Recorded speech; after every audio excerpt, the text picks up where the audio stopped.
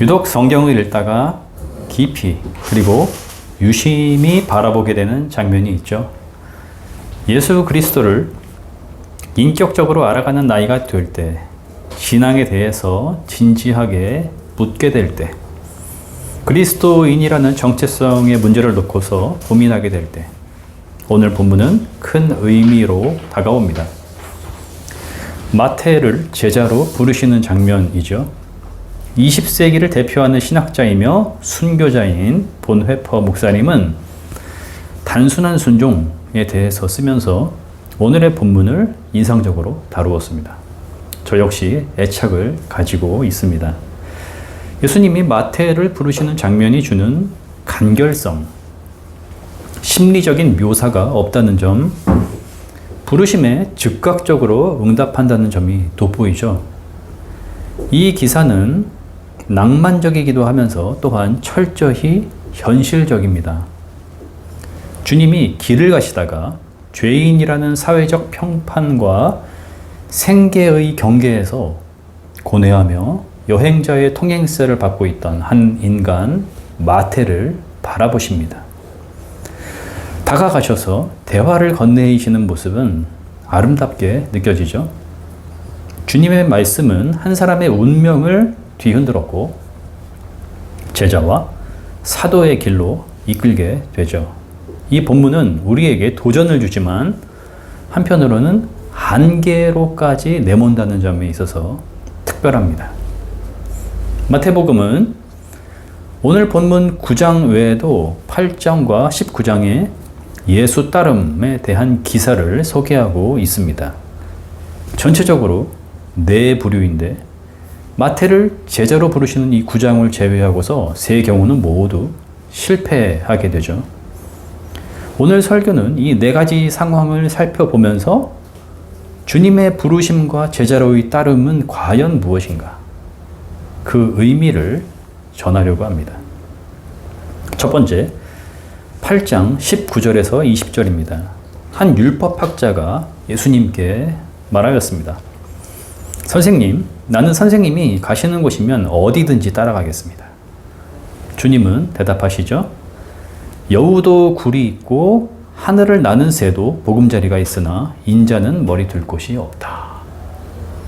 이 율법학자는 제자됨에 실패하였는데 무엇이 문제였을까요?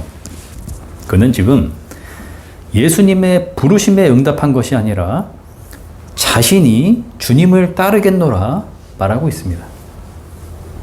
제자가 된다는 것은 나의 결단에 의한 것이 아니라 부르심에 대한 응답이어야 합니다.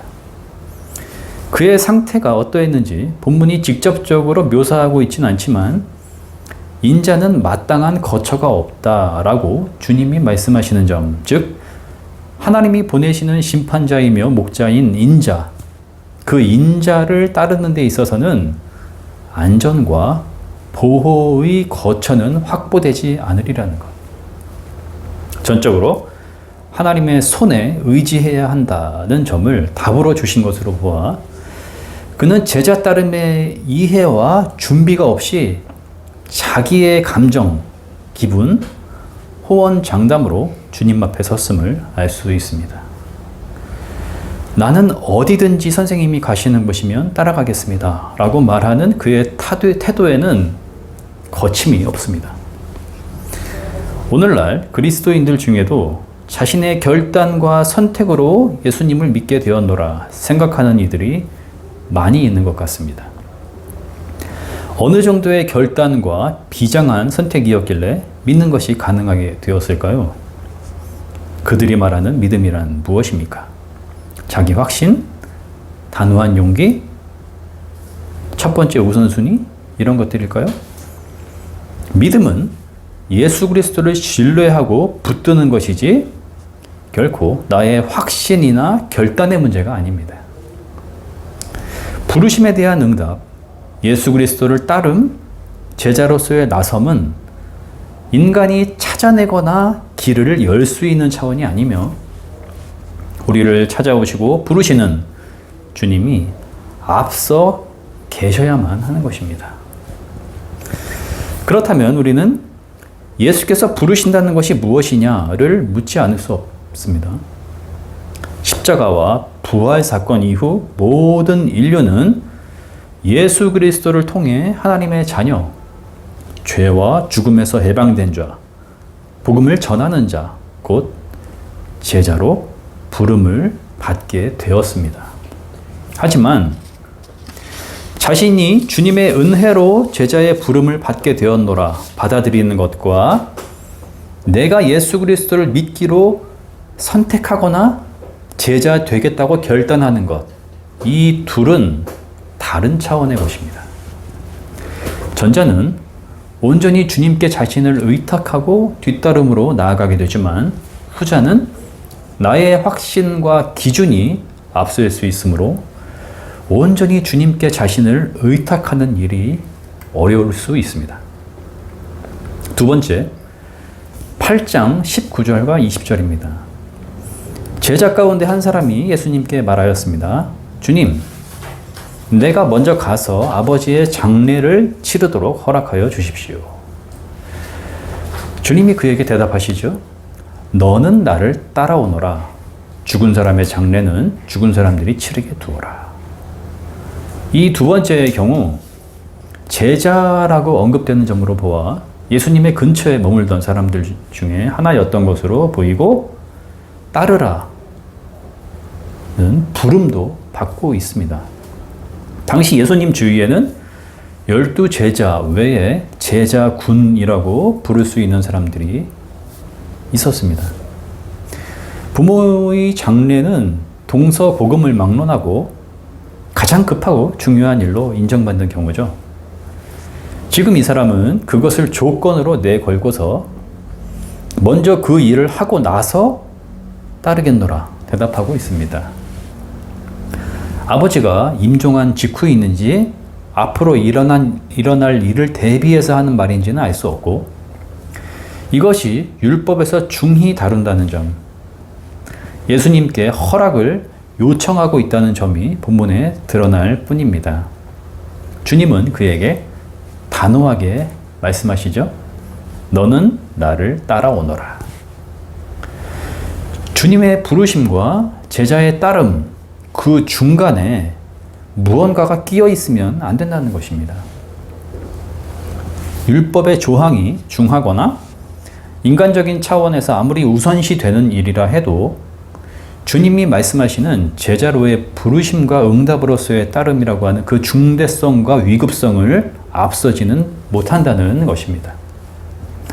오직 예와 아니요, 전진 또는 실패만 있을 뿐임을 명확히 하고 있죠. 주님의 부르심의 방식이 결코 폭력적이라는 것이 아니라 한 사람 한 사람의 생명을 주시는 분이 바로 우리 주님이시고 창조와 구원을 이루시는 생명의 주권자가 우리 주님이시며 인간의 살아있음 그 자체가 우리 주님의 능력으로 가능한 것이기에 부르심은 가장 절대적이고 위급한 용무가 됩니다. 그 앞에서 인간은 어떤 조건을 내걸거나 그 조건에 대한 허락을 요청하는 일이 불가능하다는 것입니다.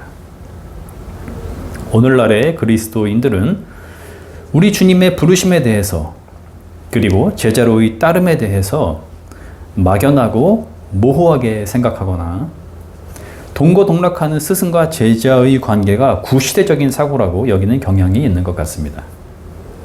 개인주의가 팽배하고 정신없이 바쁜 시대에서 그 정신만 이해하거나 받아들이면 된다라고 생각을 하는 것 같습니다. 예수 그리스도를 믿는다는 것과 나의 방식 사이에 간격을 만들고 그 간격을 유지하려고 애쓰죠.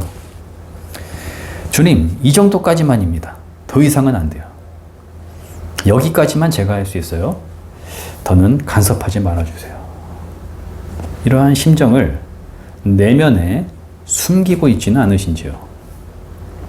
일주일에 한 번 교회에 가서는 신자가 될 수 있지만 사회생활에서는 여전히 철저한 개인주의자, 승부사, 권모술수에 능한 자가 되려고 애쓰고 오히려 그것을 능력이라고 세상 사는 방법이라고 여기고 있지는 않으신지요. 너는 먼저 나를 따르라 라는 주님의 단호한 부르심은 이 시대의 그리스도인들에게 큰 도전이 되고 있습니다. 주님은 우리가 내건 조건에 따라 그것을 허락하거나 허락하지 않으시는 그런 분이 아니시며 오로지 부르고 계시는 하나님이시고 인간에게 주어진 건 책임 있는 응답뿐입니다. 세 번째, 19장 16절에서부터 22절입니다. 한 부자 청년이 예수님께 다가와서 영원한 생명을 얻으려면 무슨 선한 일을 해야 합니까? 라고 묻습니다. 주님은 그에게 어찌 선한 일을 묻는지 되물으시고 오직 선하신 분은 하나님 한 분뿐이시며 그 선하신 하나님은 계명을 통해 이미 말씀하셨음을 가르쳐 주셨습니다. 그 부자 청년에게 필요한 것은 선악과를 따먹은 아담과 하와 같이 무엇이 선한지를 자신이 판단하는 것이 아니라 선하신 하나님의 계명을 지키는 일이었죠. 하지만 그는 예수님께 재차 묻습니다. 어느 계명을 지켜야 합니까? 그는 주님이 말씀하시는 의도를 제대로 듣지 못하고 선하신 하나님의 계명 중 어느 것이 더 유용한지를 따져 묻고 있습니다. 예수님은 친절하게 10계명의 내용들을 일러주십니다. 그러나 예수님이 누구신지 도무지 알 수 없었던 그는 또다시 지적 교만과 대화의 허영심을 드러내는 말로써 묻습니다. 나는 이 모든 것을 다 지켰는데 아직도 무엇이 부족하다는 것입니까? 이제 예수님은 그에게 하나님으로서 단호하게 말씀하시며 결단을 요구하십니다. 그를 긍휼하게 여기셨기 때문이고 더 이상 생각과 이상만으로 영원한 생명에 대해 말하기를 중단하기를 바라셨기 때문이며 단단한 삶의 결단과 실천 없이 대화와 논쟁의 유희를 즐기는 위선에서부터 빠져나오기를 바라셨기 때문이었을 것입니다. 주님이 말씀하십니다. 너는 너의 소유를 팔아 가난한 자들에게 주고 나를 따르라. 최종적인 명령이 떨어졌을 때 그에게 필요한 건 네와 아니요, 양자 택일만 있을 뿐이었습니다. 부자 청년은 근심하였지만 아니요에 떨어지고 말았습니다. 오늘날 그리스도인들 중에서도 기독교를 교양의 차원으로 대하는 이들이 적지 않습니다. 일주일에 한 번 좋은 말씀을 듣는 정도로 교회에 나오는 이가 있고 인격수양, 종교활동, 인간관계, 아이를 위한 일 등으로 생각하여 나오는 이들 또한 적지 않은 것 같습니다. 교회 생활의 연차가 오래되고 직분이 있는 이들 중에서도 자신의 경험과 지식의 수용, 비판이라는 지적 유희 정도로 신앙을 대하는 이들이 있는 것 같고 이 부자 청년이 처음에 주님께 말을 건넨 것처럼 내가 영생을 얻기 위해서라는 조건을 어떻게 충족시킬 수 있을지 예배와 봉사활동을 통해 찾으려고 하는 이들도 많이 있는 것 같습니다. 예수 그리스도는 우리의 마음과 생각을 아시고 인간의 중심을 꿰뚫어 보시는 하나님이십니다. 구원 사건은 하나님이 예수 그리스도를 통해 우리에게 주신 은혜, 곧 선물이며 우리는 감사함으로 받을 수 있을 뿐입니다. 십자가와 부활 사건을 통해 영생의 길을 열어주셨고 그 길에 대하여 구약과 신약을 통한 말씀으로 자신을 계시하시는 하나님이십니다. 말씀을 통해 전 인류는 영생의 길로 부르시는 예수 그리스도의 음성을 들으며 제자로서 따를 것인지 실패할 것인지를 요청받고 있을 뿐입니다. 1세기 후반 쓰여진 마태복음은 사도들의 증언을 통해 복음을 듣고 있는 기독교 2세대, 3세대를 주 대상으로 하고 있습니다. 당시 기독교는 사회적으로 인정받지 못한 소수였고 박해의 시대로 접어들고 있었습니다.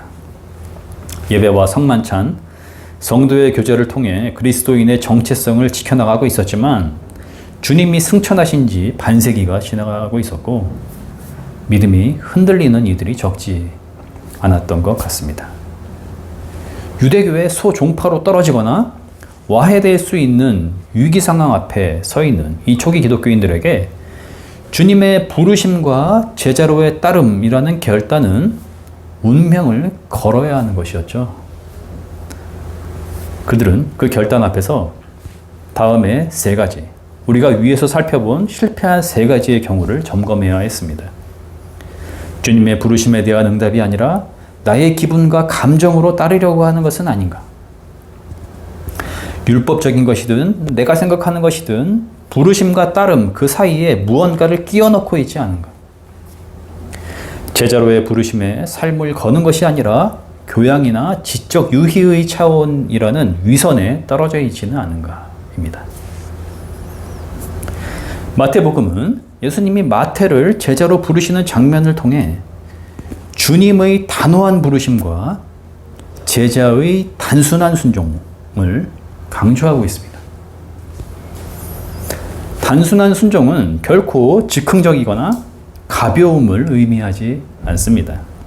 확고함과 순전함, 책임감을 드러내고 있으며 무엇보다 하나님 앞에 선 인간은 이처럼 단순한 예로서 서야 하는 존재임을 보여주고 있습니다. 우리는 주님이 5장 37절에서 하신 말씀을 깊이 새겨야 할 것입니다. 너희는 예할 때에는 예라는 말만 하고 아니요 할 때에는 아니요라는 말만 하여라. 이보다 지나치는 것은 악에서 나오는 것이다. 보네퍼 목사님은 그의 책 나를 따르라에서 믿는 자는 순종하고 순종하는 자는 믿는다 라고 하였습니다. 순종은 믿음의 결과이기도 하지만 확실히 순종은 믿음을 가능케 하는 믿음의 전제이기도 합니다.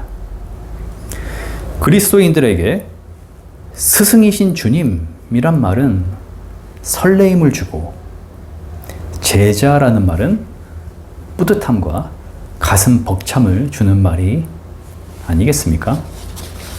내가 앞서는 것이 아니라 주님의 부르심에 뒤따름으로 자신을 온전히 그리스도께 의탁하는 것.